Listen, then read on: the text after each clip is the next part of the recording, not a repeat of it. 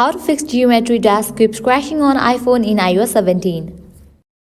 Let's get started. Launch your Settings app. Scroll down, go to the option General, open the option Date and Time. Make sure you have toggle on for this option of Set Automatically. Once you check that, hit back. Go to the option iPhone Storage.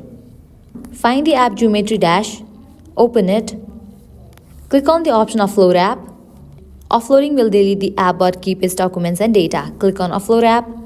Once you offload the app again, click on the option of Reinstall app. Now you can check whether your problem has been solved or not. Heading towards next solution, go to the main page of settings. Scroll down and open the option General. Scroll all the way down, go to the option Transfer or Reset iPhone. Click on the option Reset. Click on Reset Network Settings.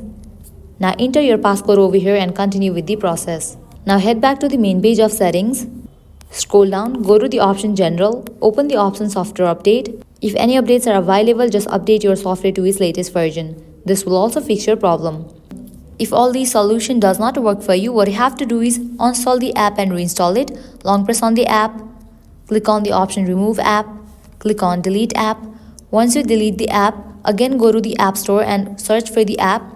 After app appears, install it. Now you can give a fresh restart to your device, and with that your problem will be fixed. Applying all these solutions, your problem is definitely gonna be fixed. So this is how you can fix geometry that keeps crashing on iPhone in iOS 17. At the end, if you guys find this video helpful, don't forget to like, share and subscribe. Thank you.